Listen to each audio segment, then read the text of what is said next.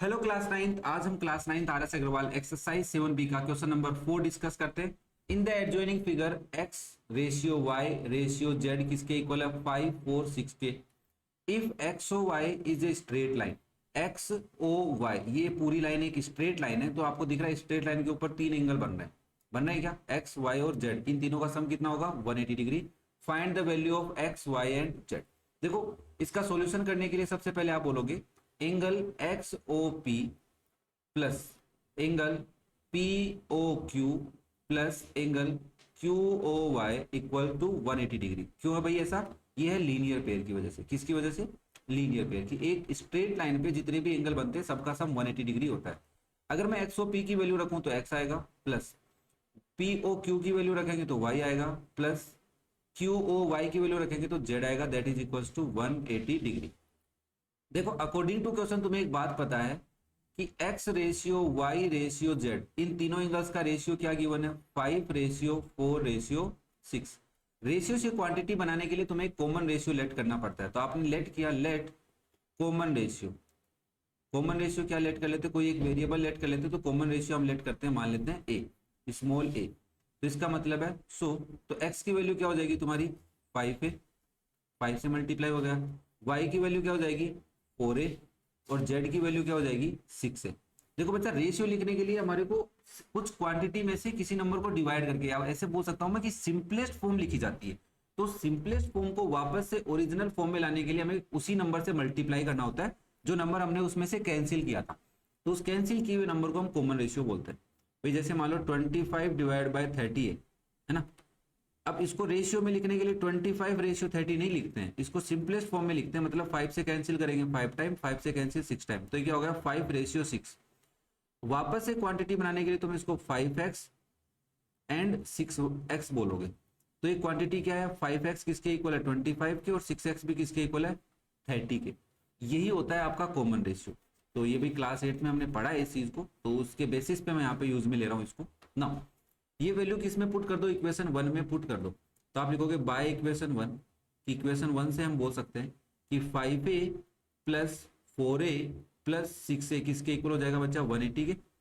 इनको प्लस करो भाई, 6 प्लस 4 10 प्लस 5 15 है। 15 किसके इक्वल हो गया भाई? 180 के। तो a की वैल्यू क्या हो गई? 180 डिवाइड बाय 15।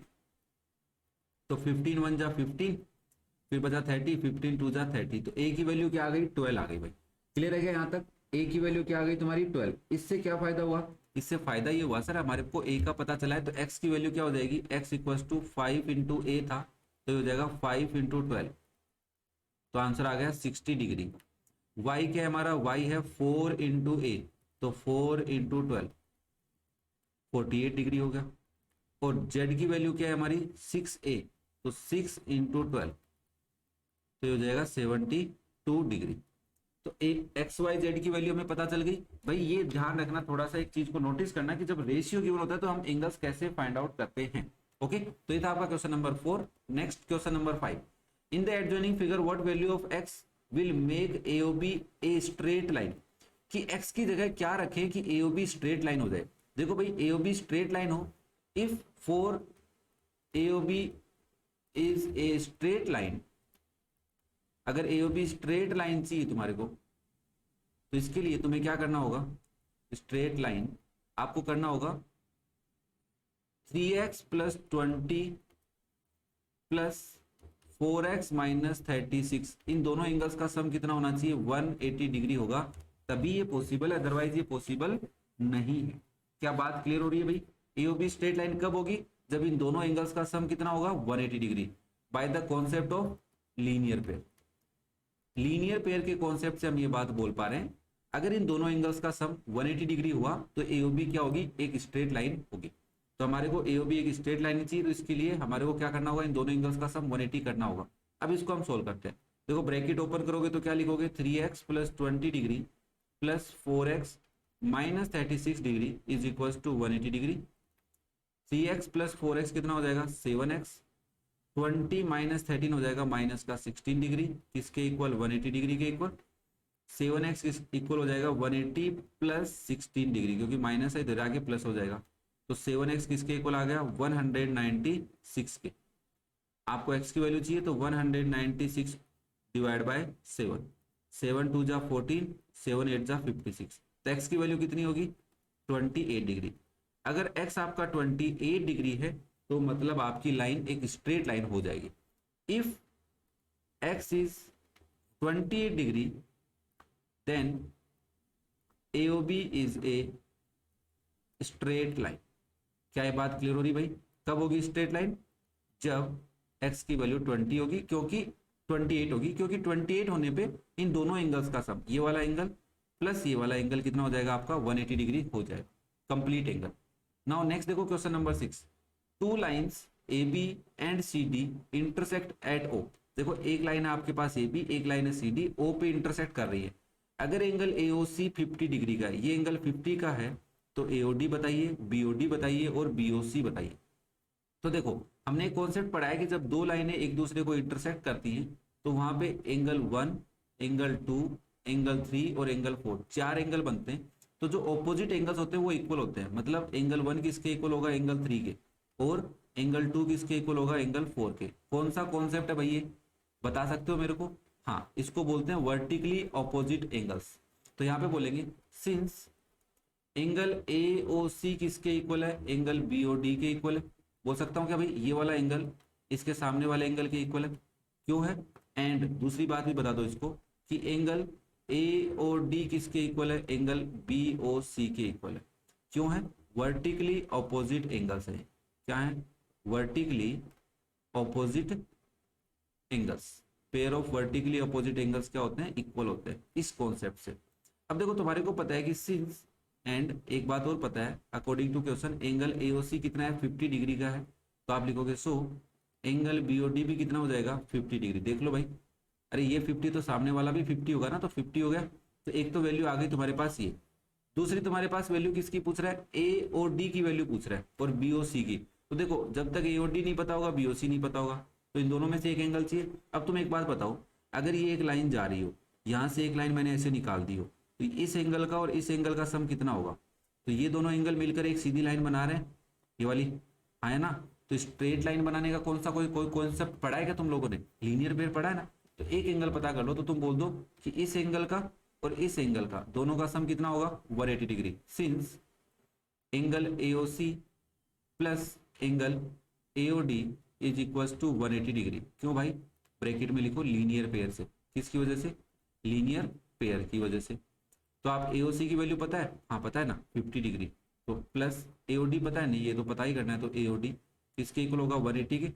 अगर आपको AOD एंगल की वैल्यू पता करनी है बचा, तो 50 डिग्री उधर जाएगा तो कैसा हो जाएगा? माइनस का हो जाएगा।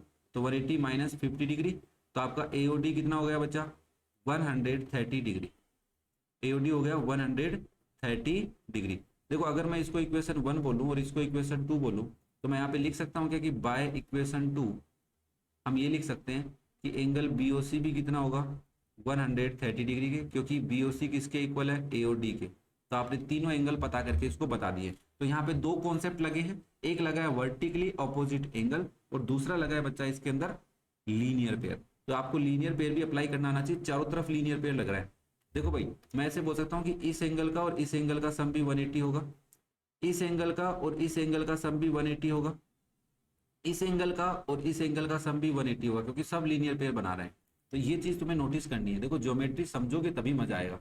नेक्स्ट देखो, इन the adjoining figure 3 coplanar lines. Coplanar lines क्या होती है? ऐसी लाइन जो एक ही पॉइंट से जाती है, AB CD EF intersect at a point O forming angles as shown. मतलब ये कुछ एंगल बना रही है, वो तुम्हें बताया हुआ है। देखो यहाँ पे ये जो एंगल बनाया हुआ है, ध्यान से देखना, ये वाला जो एंगल बनाया हुआ है यहाँ पे ग्रीन कलर से मैं यहाँ पे दिखा रहा हूँ तुम्हारे को, ये जो एंगल है ये कितने डिग्री का है? कोई बता सकता है मेरे को? सर ये तो 90 डिग्री का है। क्या ये बात क्लियर हो रही है? यस, राइट एंगल का साइन है, तो कितने डिग्री का है 90 डिग्री का। मैंने यहाँ पे लिखा नहीं था, बस समझाने के लिए ही नहीं लिखा था। अब समझ में आ गया भाई ये कितने डिग्री का है 90 डिग्री का। तो हमें कह रहा है कि XYZ की वैल्यू बता दीजिए और T की वैल्यू बता दीजिए। तो हमने देखा भाई, देखो इसके लिए मुझे सेपरेट डायग्राम बनाने पड़ेंगे। कैसे? मैंने कहा अगर मैं AB लाइन को लूं, ये मेरी लाइन है A और ये मेरी लाइन है AB, ठीक है ना, ये कंप्लीट मेरी AB लाइन है। और इसके अंदर अगर मैं यहाँ पे ये वाली लाइन ले लेता हूँ CD बस, कौन सी लाइन ले रहा हूँ बच्चा, ओनली सी डी। तो देखो सी डी में यहाँ पे ए और सी के बीच में देखो सी ओ ए, ये ओ पॉइंट है, तो सी ओ ए इस एंगल की बात कर रहा हूँ, ये कितना डिग्री गिवन है मेरे को, टी डिग्री। और यहाँ पे देखो बी और डी गिवन है क्या आपको, हाँ ये वाला एंगल 90 डिग्री गिवन है। तो क्या मैं ऐसे लिख सकता हूँ कि एंगल ए ओ सी किसके इक्वल है, एंगल बी और डी के इक्वल है, बोथ आर इक्वल 90 डिग्री। क्यों भाई, क्योंकि वर्टिकली ऑपोजिट एंगल है, वर्टिकली ऑपोजिट एंगल। क्या ये बात क्लियर हो रही है? हाँ, ये समझनी पड़ेगी कि तुम्हें डायग्राम को स्प्लिट करना आना चाहिए। ठीक है सर, एक काम तो हो गया। अब देखो, अब हमें कुछ और लाइंस लेनी पड़ सकती है, क्योंकि इधर देख रहे हो तो इधर z प्लस वाई किसके इक्वल आ रहा है, x प्लस 50 के इक्वल आ रहा है। यहाँ से तुम एक चीज और नोटिस कर सकते हो कि ये जो कंप्लीट एंगल हो जाएगा यहाँ से लेके, देखो देखो देखो देखो देखो, ये कंप्लीट एंगल इस कंप्लीट एंगल के इक्वल हो सकता है, क्योंकि देखो ये सी और बी के बीच में बन रहा है, तो ये रहा सी और बी के बीच में, और ये वाला है ए और डी के बीच में, नीचे कंप्लीट लाइन मेरी। हाँ, तो यहाँ पे मैं लिख सकता हूँ z प्लस वाई, और यहाँ पे क्या लिख सकता हूँ बच्चा मैं, x प्लस 50। इससे तो मेरे को कोई फायदा नहीं होने वाला अभी तो फिलहाल तो। ठीक है, तो हम दोबारा डायग्राम बनाते हैं। तो दोबारा डायग्राम बनाया, तो अब हम सी और डी लाइन को लेते हैं, सी और डी लाइन के साथ किसको ले लेते हैं, ई और एफ लाइन को ले लेते हैं, ई एफ लाइन को ले लेते हैं। तो ये आपकी ई एफ लाइन है, और ये आपकी है सी और डी लाइन। देखो सी और ई के बीच में एक एंगल बन रहा है, ये वाला दिख रहा है क्या, क्या है इसका वैल्यू, जेड दिख रहा है।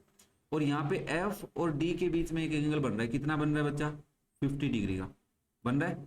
तो क्या तुम यहाँ से बोल सकते हो z is equals to 50 degree? हाँ सर, देखो यहाँ पे तुम टी किसके इक्वल बताओगे, 90 डिग्री के, क्योंकि बी और सी ओ ए या ए ओ सी एंगल का नाम क्या है, टी है। तो जेड 50 डिग्री के क्यों है, यही सेम लाइन लिखोगे, वर्टिकली अपोजिट एंगल। तुम कंप्लीट लिख लेना, मैं शॉर्ट में लिख रहा हूँ। ठीक है, अब एक चीज और नोटिस करते हैं सर, बस एक्स और वाई मिल जाए तो काम चल जाए। तो मैंने कहा देखो, इस वाले डायग्राम से तुम ये वाली लाइन बोल सकते हो कि जेड प्लस वाई किसके इक्वल होगा, एक्स प्लस 50 डिग्री के। हाँ सर बोल सकते हैं। तो यहाँ पे मैं लिख रहा हूँ सिंस जेड प्लस वाई किसके इक्वल है, एक्स प्लस 50 डिग्री के इक्वल। तो तुम्हारे को जेड की वैल्यू पता है, हाँ 50 डिग्री, प्लस वाई नहीं पता, इक्वल, एक्स की वैल्यू पता है, नहीं पता, प्लस, ध्यान से देखो एक्स की वैल्यू तुम्हें नहीं पता है, प्लस 50 डिग्री। तो यहाँ से तुम्हें एक बात पता चल गई कि 50 से 50 कट जाएगा, तो एक्स किसके इक्वल आ गया, वाई के इक्वल। ध्यान से देखना, थोड़ा सा क्वेश्चन को घुमा दिया है उसने। अब सर एक्स और वाई तो इक्वल आ गए, पता कैसे चलेगा कितनी है? तो मैंने कहा देखो भाई, तुम एक चीज नोटिस करो कि ये जो आपकी लाइन है, कौन सी लाइन में, एक बार कलर चेंज करता हूँ तुम्हारे को समझाने के लिए, ये वाली लाइन देखो, ये आपको एक कंप्लीट लाइन दिख रही है, ए बी दिख रही है क्या? हाँ सर, ए बी एक कंप्लीट लाइन दिख रही है हमारे को, ये वाली लाइन ए बी। तो इसके अंदर जितने भी एंगल होंगे इस साइड में, इधर, मैंने कहा देख यार ये दिखा नहीं रहा कंप्लीटली, कैसे नहीं दिखा रहा, ये दिखा देना चाहिए था इसको, नहीं व्हाइट कलर से दिखाएगा क्या, नहीं दिखाएगा ही नहीं, तो मुझे कुछ ऐसा ही दिखाना पड़ेगा कि ये जो इधर वाले एंगल है, सारे एंगल, ये वाले सारे एंगल, ये सारे ए बी लाइन पे बन रहे हैं। हाँ सर बन रहे हैं, तो इन सब का सम कितना होना चाहिए, इन सब का सम होना चाहिए 180 डिग्री, यस और नो? हाँ सर बात तो सही कह रहे हो आप। तो मैंने कहा एक काम करूँ मैं इसे लिख दूँ, x plus 50 degree plus 90 degree, इस x को, इस 50 को, इस 90 को प्लस करूंगा तो इक्वल आएगा 180 डिग्री के। क्यों, ब्रैकेट में लिख दो लीनियर पेयर से, किससे आएगा, लीनियर पेयर से। अब तुम ये किधर भी लगा सकते थे, तुम t प्लस एक्स प्लस 50 भी कितना कर सकते हो, 180 डिग्री। और तुम चाहो तो तुम t z और y का सम भी 180 कर सकते हो, z y और 90 का सम भी कितना कर सकते हो, 180 कर सकते हो। तो तुम जैसा देखो, जैसा दिमाग में लॉजिक, अब बहुत सारे लॉजिक होते हैं, जैसा तुम्हारा दिमाग क्लिक करता है वैसे अप्लाई करके देख लो। तो मेरे को लग रहा है कि यार x 50 और 90 में एक x ही है जो मुझे नहीं पता, बाकी सब वैल्यू नॉन वैल्यूज है, तो इसलिए मैंने इधर वाला कॉन्सेप्ट यूज में लिया। तुम चाहते तो y 90 और 50, देखो यहां से लेके यहां तक ये भी एक लाइन पे बन रहे हैं, ई एफ लाइन के ऊपर बन रहा है, इन तीनों का सम भी कितना हो जाता, 180 हो जाता। ठीक है ना? तो वैसे भी तुम क्या निकाल सकते थे, y निकाल सकते हो, बट यहाँ से हमने x इक्वल वाई प्रूव कर लिया है, तो इससे हम इसको यूज में ले लेंगे। तो आप यहाँ से x की वैल्यू निकालेंगे, तो x प्लस 90 प्लस 50 140 किसके इक्वल हो जाएगा, 180 के इक्वल। तो आपकी x की वैल्यू कितनी आ जाएगी, 180 माइनस 140, तो कितना हो गया बच्चा, 40 डिग्री। तो अगर आपका x 40 है तो y भी कितना होगा 40, तो x 40 डिग्री, तो हम बोल सकते हैं y भी कितना होगा हमारा 40 डिग्री।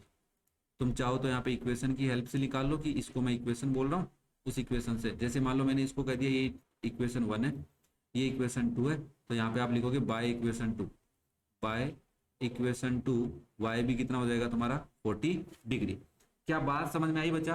देखो मैं टाइम ले रहा हूँ चीजों को समझाने के लिए क्योंकि ये इंपॉर्टेंट है। आपका x 40 आया है, y 40 आया है, z 50 आया है और t कितना आया है, यहाँ पे लिखा है मैंने t 90 डिग्री आया।